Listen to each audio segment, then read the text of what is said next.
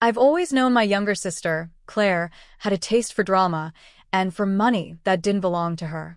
We grew up in the same modest three-bedroom home in Ohio, with the same hardworking parents, the same Saturday chores, the same casseroles for dinner. But somehow Claire came out of childhood convinced she was destined for silk sheets, designer handbags, and champagne brunches. I came out of it determined to never feel small or powerless again. For years, I brushed off her habits as just Claire being Claire. She was the pretty one, the charismatic one, the daughter who always seemed to have the sun shining on her face. When she wanted something, she smiled, and people bent. I learned young that if she cried loud enough, my parents would cave, whether it was buying her a prom dress we couldn't afford or letting her skip chores because she had a headache. Me? I was the responsible one, the saver, the planner. The girl who held down a part-time job at 16 to pay for her own car insurance while my sister posted selfies from the passenger seat of her friend's BMW. My parents never meant to favor her, but they did. And honestly, I let them. I let them because I was building something bigger. By the time I was 30, I'd launched my own small but growing marketing agency. I worked late nights, lived lean, and poured everything into the business. Eventually, it paid off.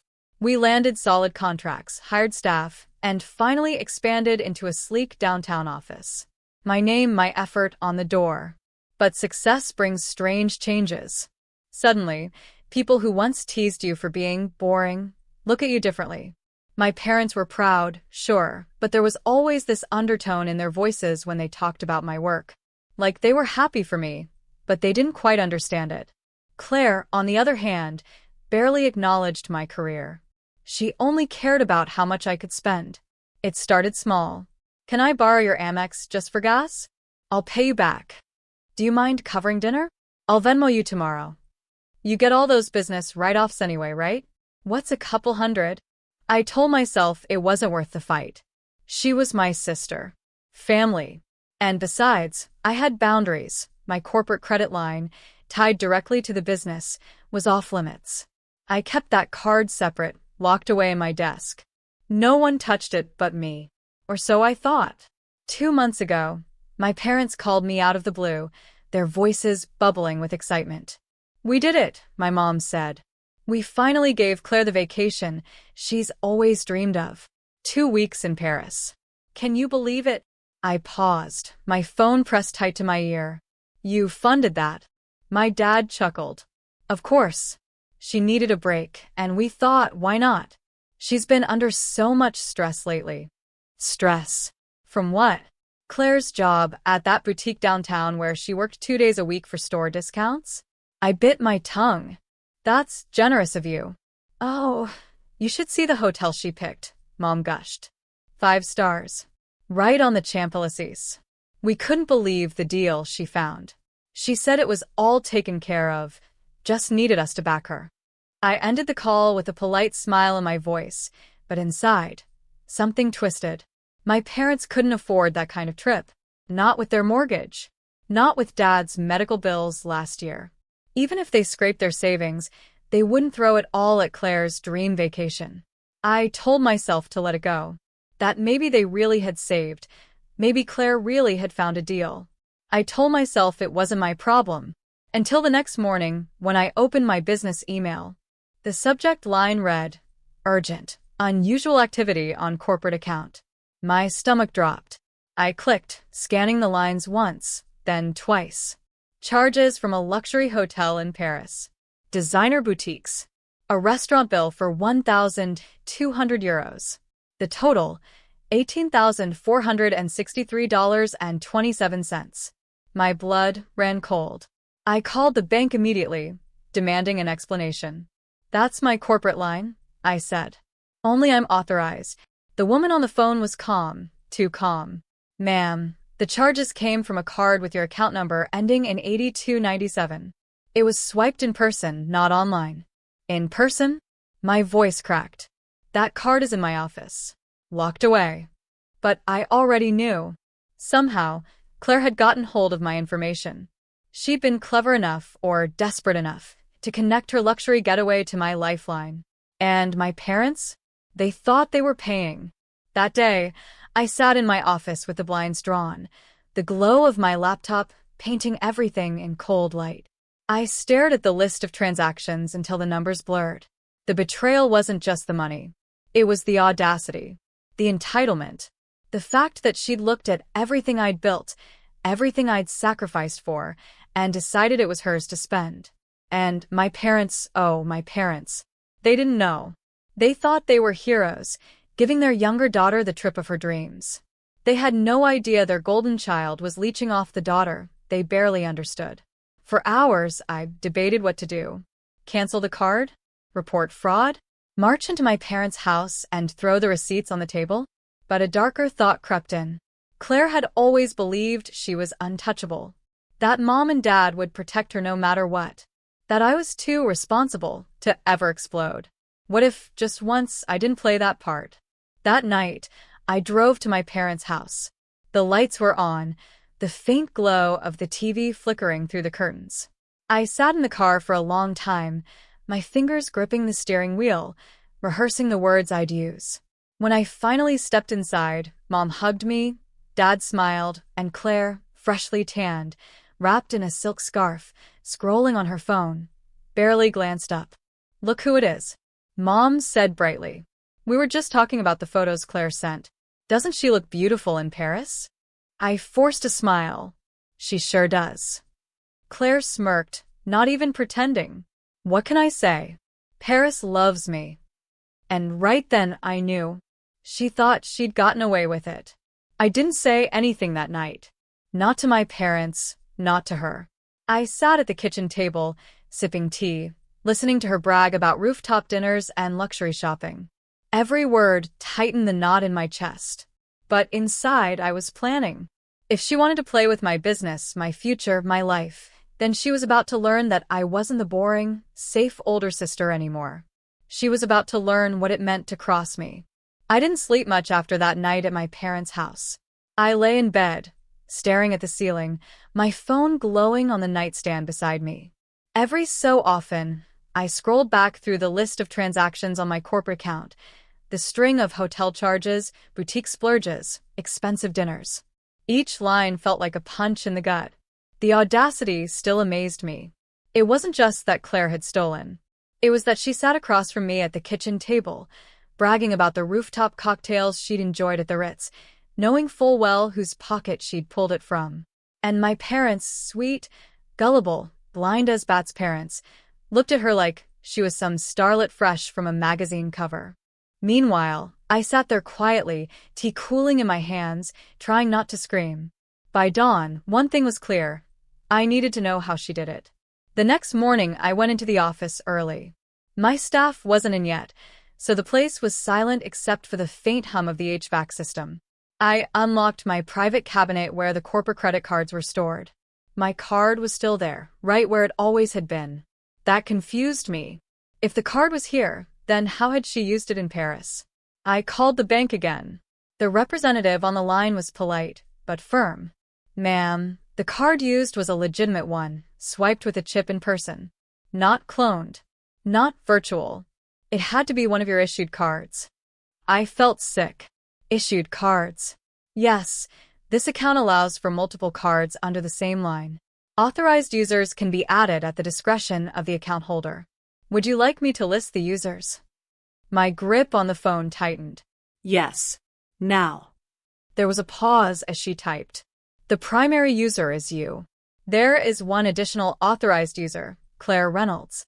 For a moment, I couldn't breathe. My sister's name, tied to my company's lifeline. "When was that card issued?" I asked. She read off the date. 6 months ago.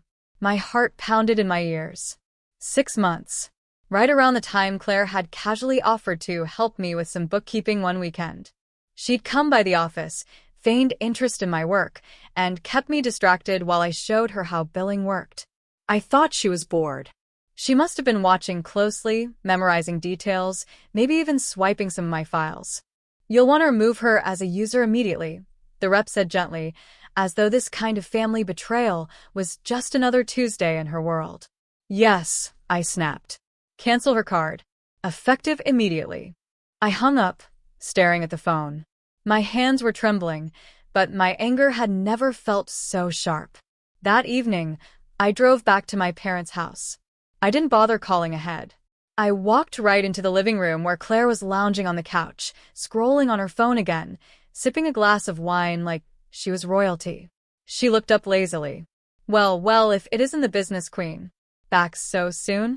Cut the act, I said flatly. Her smirk wavered, just slightly. What's your problem? You've been using my corporate credit line. Paris? The hotel, the shopping, the dinners? That wasn't Mom and Dad's money. It was mine. My parents, sitting nearby watching TV, froze. Dad turned his head slowly. What do you mean? I didn't break eye contact with Claire. Tell them. For the first time, I saw her confidence falter. She laughed, a high-pitched sound that didn't quite ring true. Oh, don't be dramatic. It was just a card. You have plenty of money. Plenty of money? I hissed. That card is tied to my business. My employees' paychecks. Our rent. Our contracts. You didn't just steal from me, Claire. You jeopardized everything I've built. Mom gasped softly. Claire, is this true?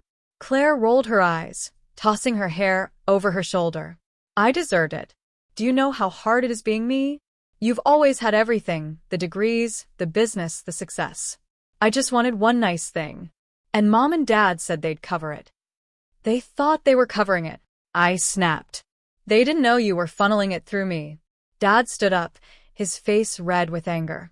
Claire, how could you? She glared at me then, her tone shifting to venom. Oh, please. You think you're better than me just because you wear suits and sign contracts? You wouldn't even notice a few thousand missing. But me? I needed this. Paris was my chance to feel alive, to feel like someone. I stared at her, stunned. So you risked my business for Instagram photos. Her jaw tightened. At least people like me. The words sliced through me. Mom buried her face in her hands.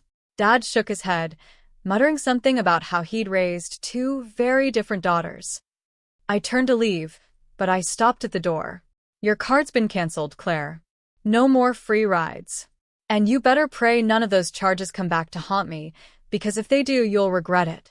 Over the next week, I tried to focus on work, but the betrayal haunted me. Every time I logged into my accounts, I scanned for suspicious charges. Every time the phone rang, I half expected it to be the bank, telling me something else had slipped through. But what gnawed at me more than the money was her face, the utter lack of remorse. She wasn't sorry. She was angry I'd caught her. Then came the breaking point. It was Friday afternoon when one of my employees, a bright young analyst named Jenna, came into my office looking pale. Boss? I think you need to see this. She slid her phone across my desk. On the screen was Claire's Instagram story.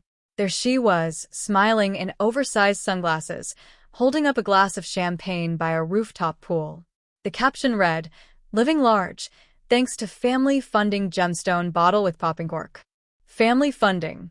I clenched my fists so tight my nails dug into my palms. Not only was she flaunting what she'd done, she was mocking me in front of the world. Thanks, Jenna, I said, my voice tight. I'll take it from here. When Jenna left, I stared at the photo again.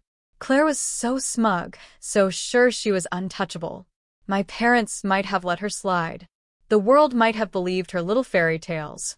But I knew the truth. And suddenly I knew what I had to do. That night I started digging. I pulled every record from my corporate account, every statement from the last 6 months. The numbers told a story, not just of Paris, but of little purchases here and there. Gas stations, online orders, restaurants. She hadn't just stolen once. She'd been bleeding me slowly, quietly, waiting until the big splurge to blow it all open. I created a file, meticulously organized, with every receipt, every charge, every screenshot of her Instagram posts bragging about her lifestyle. But I didn't stop there. I called the bank again, asking for detailed logs of when and where the card had been swiped.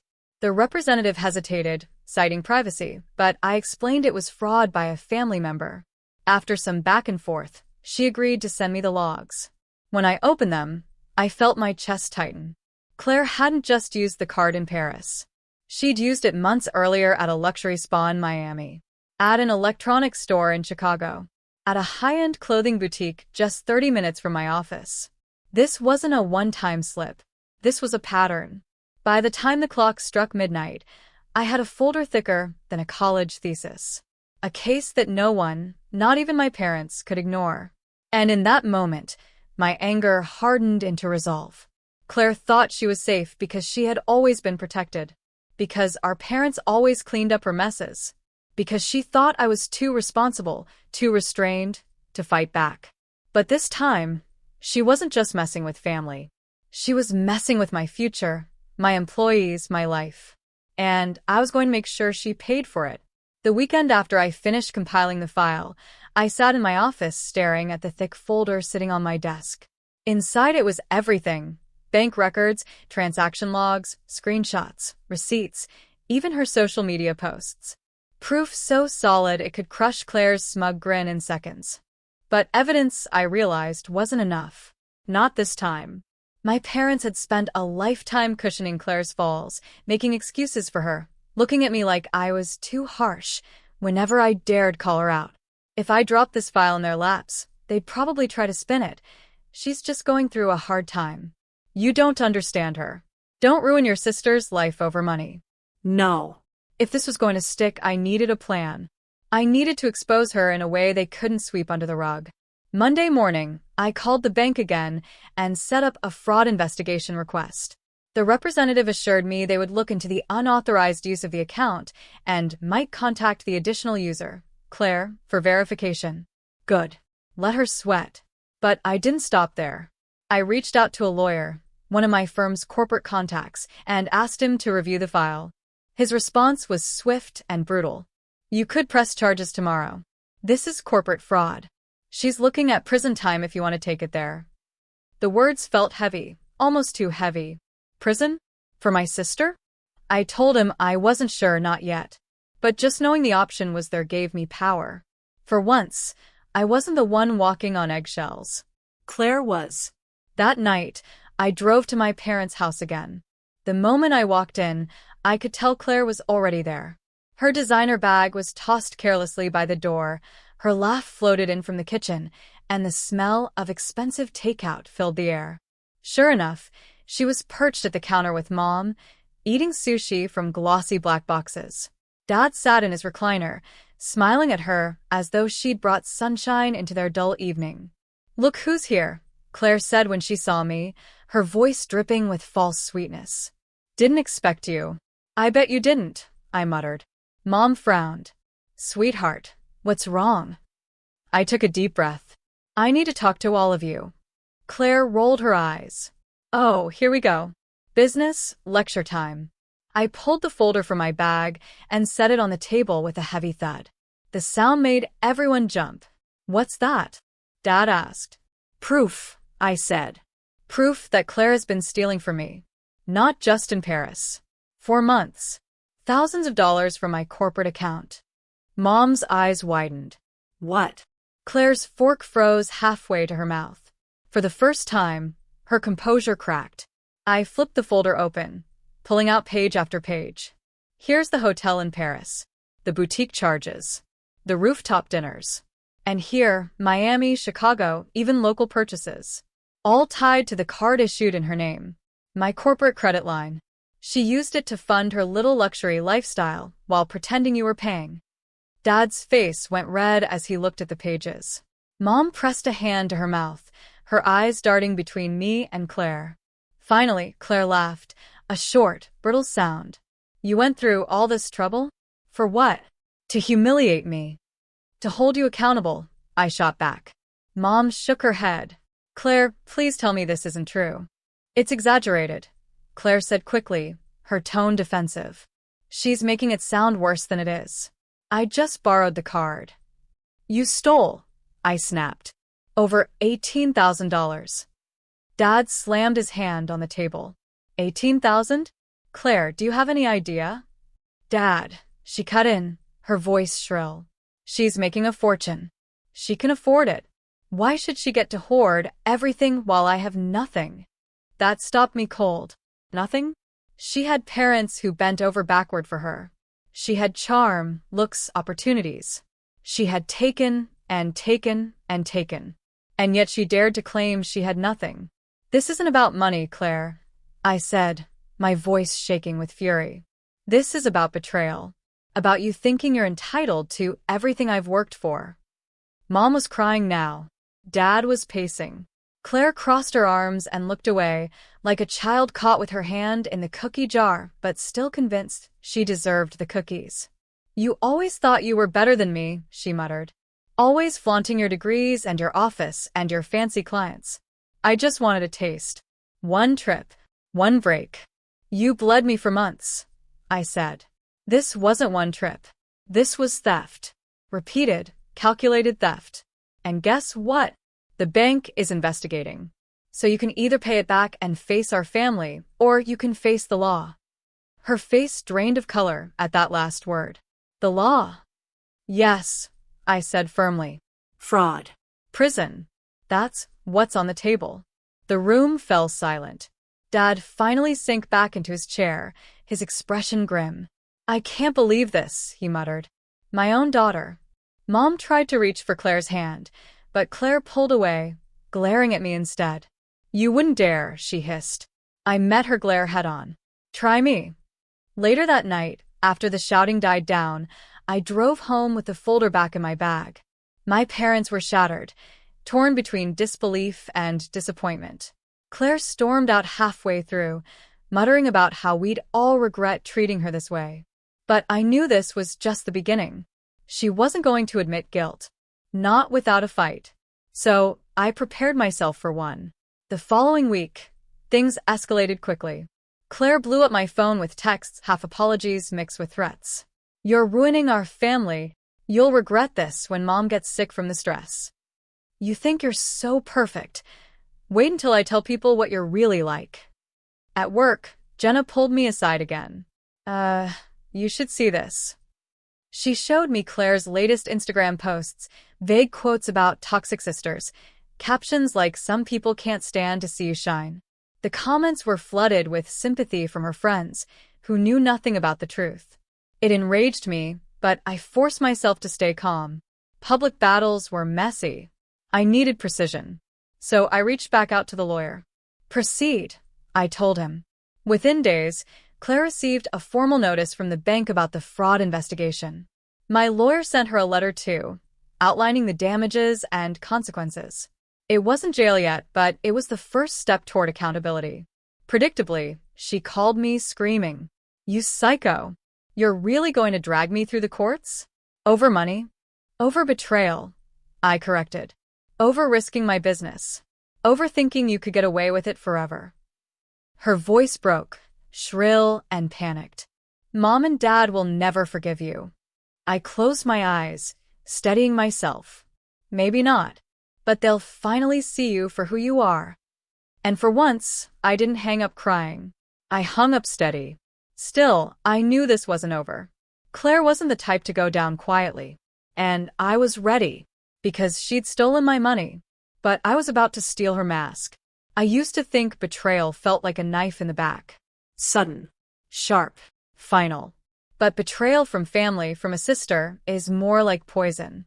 It seeps into everything slowly, eating away at trust until the air in the room feels toxic.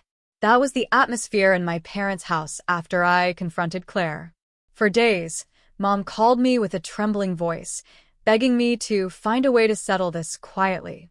Dad avoided the subject altogether, but I knew he was simmering. And Claire? She was on the offensive. She called me in the middle of the night, spewing insults. She posted vague rants on social media. She told her friends and anyone who would listen that I was jealous of her, that I was greedy, that I was ruining the family over a misunderstanding. But what cut deepest was how quickly she tried to turn Mom and Dad against me. One Sunday afternoon, Mom invited me over. I could hear the hesitation in her voice, but I went anyway, hoping for clarity. When I arrived, Claire was already there, sitting on the couch in designer leggings, arms crossed. She smirked when she saw me, like a cat waiting to play with its prey. Mom ushered me into the living room. We need to talk, she said softly. I sat down, my heart pounding. Dad was in his chair, staring at the carpet, his jaw tight. Mom looked between us. Your sister made a mistake. A serious one. But she's still family. Do you really want to drag her through court? Do you want this to be what tears us apart? I opened my mouth, but Claire cut in, her voice dripping with venom. She doesn't care, Mom. She's always hated me. She finally found her excuse to get rid of me for good. That's not true, I said sharply. This isn't about hate. This is about accountability. She stole from me. From my business. Claire laughed. Oh, please. You make it sound like I robbed a bank. You're loaded. You won't even miss it. You just want to see me suffer. My hands clenched into fists. You risked my employees' paychecks, Claire. Their rent, their groceries. You risked my reputation with clients. You risked everything because you wanted selfies in Paris. Dad finally spoke, his voice gruff. She's right, Claire. This isn't a game. But Claire's eyes glittered with defiance. You've always taken her side, Dad. Always. Because she's the serious one, the hardworking one. You never cared about me unless I was failing. At least people care about me online. At least they see me. My throat tightened. There it was, her truth. This wasn't about Paris. Or money. Or even me. It was about her endless need to be seen, adored, envied. Mom reached for her hand, tears brimming. Sweetheart, we love you. But you can't do this again. Claire yanked her hand away. Don't pretend you ever loved me the same. The room went quiet, except for the faint hum of the refrigerator. Finally, I stood up, my voice steady. This isn't about love. It's about choices. And Claire, you chose to steal. Now you'll face the consequences. Claire smirked again, but there was a flicker of fear in her eyes. We'll see about that. The next day, I woke to an avalanche of notifications on my phone. Texts, missed calls, emails. Claire had escalated. She posted a long, dramatic story on social media, a tearful video about how I was destroying her life, complete with shaky voice and smeared mascara. She claimed she was fighting for survival against a sister who cared more about money than blood. And people ate it up. The comments were full of sympathy. Stay strong, girl. Family can be so toxic. You don't need her. You're better off without jealous people. It was a masterclass in manipulation. And my parents saw it too. Mom called me, her voice trembling. Honey, people are saying terrible things about you online. Couldn't you two just work it out privately? I closed my eyes, fury bubbling. Mom, she's stealing sympathy the same way she stole my money. Don't fall for it. But I could hear it in her voice. She was already falling. At work, things weren't much better. Jenna pulled me aside again. Your sister's video, it's everywhere. Some of our clients have seen it. They're asking questions. I felt the ground tilt beneath me. Claire wasn't just trying to guilt-trip our parents. She was trying to sabotage me professionally. That night, I sat at my desk long after everyone else had left. The city lights glowed outside the window, casting shadows across my office. The folder of evidence sat in front of me, heavier than ever. For weeks, I'd wrestled with the idea of pressing charges. It felt final, brutal, like crossing a line I couldn't come back from. But now, as I scrolled through Claire's video again, watching her fake sobs, her carefully angled tears, her pleas for support, something hardened in me. She wasn't sorry. She wasn't scared. She was doubling down. And I realized something important. Claire didn't just steal money. She stole my silence. For years, she'd counted on me to bite my tongue, to be the responsible one, to keep the peace while she lit fires. But not anymore. The next weekend, I invited my parents over to my office. They arrived looking nervous, glancing around at the sleek space, the framed certificates on the walls, the hum of busy employees outside the glass. Claire was already there too. I'd made sure of it. She sat in the corner, arms crossed, glaring at me like a cornered animal. I laid the folder on the conference table and opened it wide. Mom, Dad. This is the truth. I show them everything, the bank logs, the receipts, the screenshots of her posts bragging about her lifestyle. Claire scoffed. This is obsessive. You're trying to ruin me. No, I said firmly. You did that yourself. I handed Dad the letter from my lawyer, outlining the fraud case. This isn't just me versus Claire. This is the law. This is the bank. This is reality. Dad's hands trembled as he read. Mom burst into tears. Claire rolled her eyes, but I saw the panic flicker again. This is serious, Dad said, his voice low. Claire, you could go to prison. Claire snapped, her voice shrill. She wouldn't dare. She's just bluffing. She's always bluffing. I looked her dead in the eye. Not anymore. The room erupted then. Mom begged me to reconsider. Dad tried to reason with Claire, who shouted over him, calling me names, accusing me of wanting to destroy her.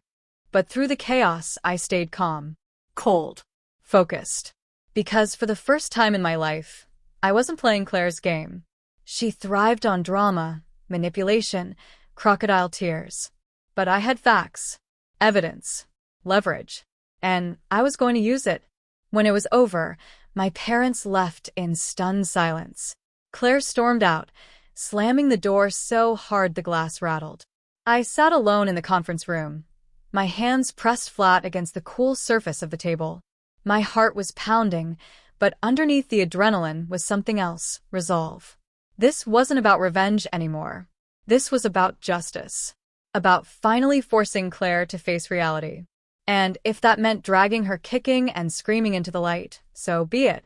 After the showdown in my office, things spiraled faster than I could have predicted. Claire didn't slink into shame or disappear quietly. She doubled down, as always, turning every conversation into theater, every lie into performance. And my parents, God bless them, were trapped in the middle, pulled back and forth like puppets on strings. The morning after our confrontation, I got a call from Aunt Linda, my mom's sister. Honey, I don't know what's going on between you and your sister, she said carefully, but Claire called me in tears. She said you're trying to ruin her life, that you're dragging lawyers into some silly misunderstanding. I closed my eyes, pinching the bridge of my nose. Aunt Linda, it's not a misunderstanding. She stole almost $20,000 from my company. There was a pause, then a sigh. That doesn't sound like Claire. She's always been a little dramatic. But a thief? No. You must be exaggerating. That was the thing about Claire. She knew how to sell a story. She'd always been able to tilt her head, widen her eyes, and make people believe she was the victim. And once again, people were eating out of her hand. At work, it got worse.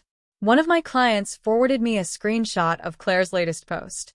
A sister should protect you, not prosecute you. Some people only care about money. Sad when family betrays family. The comments were full of sympathy again. Some of them even tagged me directly, calling me heartless, a snake, money-obsessed. I wanted to scream. Claire wasn't just stealing from me financially anymore. She was stealing my reputation. Jenna, my analyst, popped her head into my office. Don't take this the wrong way, she said gently. But if she keeps this up, it could hurt the firm. That was the moment I realized this wasn't just personal. This was war. That evening, I poured myself a glass of wine and opened the thick folder of evidence again. I spread the receipts and bank logs across my dining room table like puzzle pieces. Claire thought she could win this with lies and mascara tears. Fine. Two could play that game. But I had something she didn't, the truth. I drafted an email, attached every piece of evidence. The subject line, for transparency, corporate fraud investigation update. And I sent it to my parents, to Aunt Linda, to every family member who'd ever believed Claire's stories, to key clients who'd started to doubt me. By morning, the narrative had shifted. The first call came from Dad. His voice was low, almost broken. I had no idea it was that bad, he admitted. I thought maybe you were overreacting. But those receipts, the spa, the electronics store. Claire told us she was struggling, and she was out living like a queen on your dime. She was never struggling, I said bitterly. She just wanted shortcuts. He sighed. Your mother's still in denial. She keeps saying we must have failed her somehow. But I know the truth now. And I'm sorry I doubted you. I exhaled slowly. It wasn't everything, but it was a start. Claire, predictably, exploded. She called me, voice shrill with rage. How dare you spread that around? Do you know how humiliating that is? Everyone's turning on me now. I can't even go to brunch without whispers. Good, I said coldly. Maybe a little humiliation will teach you what accountability feels like. You're pathetic, she spat. You've always been jealous. Always. I was the one people loved. And now you're trying to destroy me because you couldn't stand it. No, Claire, I said, my voice steady. I'm not destroying you. You're doing that all on your own. I'm just shining a light. She hung up on me, but I knew this wasn't the end. Not with Claire. She wasn't wired to admit defeat. Sure enough, the next week she tried again, this time, more aggressively. She showed up at my office unannounced, storming past reception in oversized sunglasses like a disgraced celebrity. You think you're smart? She hissed, slamming her hands on my desk. You humiliated me. But guess what? Two can play at this game. I raised an eyebrow. Is that a threat? It's a promise, she snapped. I still have friends. People who'll believe me. You might have your little folder of receipts, but I have charm. And you? You'll always be the cold, heartless one. Before I could respond, Jenna appeared at the door, phone in hand. Security's on the way, she said calmly. Claire sneered at me, then turned and stormed out. I leaned back in my chair, my pulse racing. She was unraveling, but that made her dangerous. That night, Mom called again. Her voice was raw. Sweetheart, Claire tried to call me. She said she's thinking of leaving town. She says everyone hates her now. Maybe we went too far. I swallowed hard. Mom, she's not the victim here. Don't let her guilt you. But she's still my daughter, Mom whispered. And I'm your daughter too, I said, my voice breaking. The one who's been betrayed. The one who's trying to protect her business, her future. When is it my turn to matter? There was silence. Then, softly, you're right. I don't know how to stop loving her. I'm not asking you to stop, I said. I'm asking you to stop enabling her. Over the next few days, the pressure mounted.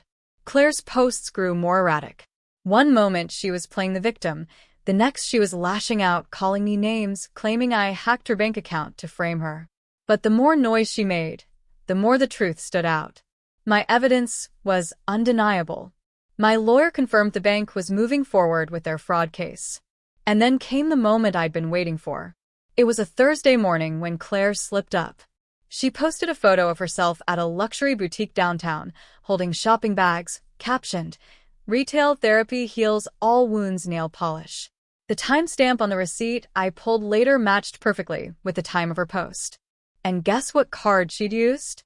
Her now-canceled corporate card, which meant she'd tried to override the bank's freeze.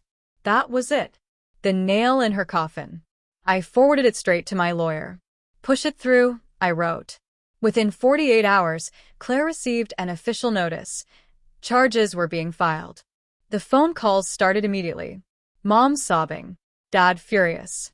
Claire screaming down the line, calling me a monster. But I didn't flinch. Not this time. Because this wasn't about money anymore. This was about principle. About years of being cast aside while she ran wild. About finally drawing a line in the sand. And as I stood in my office, holding the notice in my hand, I realized something. Claire had always believed the world revolved around her. But soon, the world was going to see the truth. And there was no designer handbag, no tearful video, no manipulative charm that could save her now. The official letter from the prosecutor's office arrived on a gray Monday morning, tucked among the usual stack of invoices and contracts on my desk. My assistant had placed it on top, the bold lettering impossible to miss. State of Ohio versus Claire Reynolds. I stared at it for a long time, my pulse pounding. It was one thing to threaten Claire with legal consequences. It was another to see her name in black and white on government stationery. When I finally opened it, the words leapt off the page. Fraudulent use of a credit account. Grand larceny. amount exceeding $15,000. The charges were real. Serious. Prison serious. I sat back in my chair, exhaling slowly. Part of me felt vindicated. Another part, the part still tethered by blood, felt a pang of something close to grief. But then I remembered the hotel bills, the shopping sprees, the smug smirk on her face when she'd bragged about Paris, the endless excuses, the manipulation, the lies. And the grief hardened into resolve. The fallout was immediate. Mom called me within hours, her voice hoarse from crying. "How could you do this?" she demanded. "She's your sister." "Prison? Really?" "She did this to herself," I said flatly. "She stole from me. Repeatedly. I warned her. I gave her chances. She mocked me instead." "But she's fragile," Mom insisted. "She's not like you. She can't handle this." I closed my eyes, gripping the phone. "And what about me, Mom? What about what I can't handle?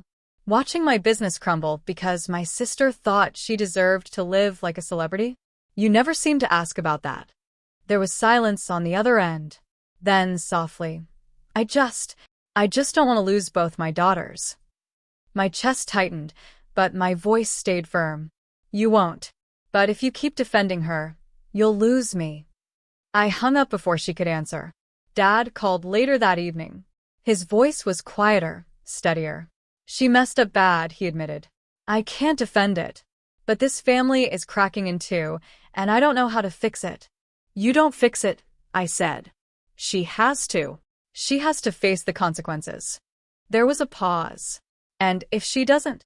Then she'll learn the hard way." Claire, of course, wasn't quiet. She bombarded me with texts. "You're heartless. You're jealous. You're ruining my life. You'll regret this when Mom disowns you." She left voicemails, screaming one moment, sobbing the next, begging me to withdraw the charges. But the real kicker was her latest Instagram stunt, a black and white photo of her with red, puffy eyes, captioned, "Some sisters build you up." Mine tore me down. "Pray for me." The comments flooded in, sympathy, outrage, people asking for my name so they could cancel me. But this time I was ready. I had receipts. With my lawyer's help, I released a carefully worded statement to key clients and family members. As some of you may know, I've been dealing with a difficult personal situation. My sister fraudulently used my corporate credit line to fund over $18,000 in personal expenses, jeopardizing my business and employees. While this is painful, accountability matters. I ask for privacy as the legal process takes its course. I attached a sample of the evidence, just enough to silence the doubters. By morning, the tide had turned. The whispers stopped. Clients emailed their support. Even Aunt Linda called back, sheepish. "I'm sorry, honey. I didn't realize it was that bad." For once, the truth was louder than Claire's lies. The first court date was surreal. I sat on one side of the courtroom with my lawyer, the folder of evidence between us. Claire sat across the aisle, looking small for the first time in her life. Her hair was pulled back, her designer clothes replaced with a simple dress. She didn't smirk this time. She didn't even look at me. Mom sat behind her, clutching tissues. Dad sat behind me, his face grim. The split was complete. When the judge read the charges, Claire's face crumpled. Tears streamed down her cheeks. She tried to speak, but her lawyer hushed her. For a fleeting second, my heart squeezed. This was my sister. The girl I used to share bunk beds with, who once braided my hair before picture day, who cried when our childhood dog died. But then the clerk read the total amount stolen. The receipts flickered in my mind. The spa, the boutiques, the rooftop dinners. The smirk. The lies. And my pity turned back into steel. After the hearing, outside the courthouse, Claire finally approached me. Cameras weren't rolling this time. No audience. Just us. Her eyes were red, her voice hoarse. "Please," she whispered, "don't do this. I'll pay it back. I swear. Just make it go away." I studied her. For the first time, she looked genuinely scared. Not angry. Not manipulative. Just scared. But then she ruined it. She added, "You'll ruin your own image too. People will think you're cruel. Heartless. Who does this to their sister? There it was. The manipulation. The spin.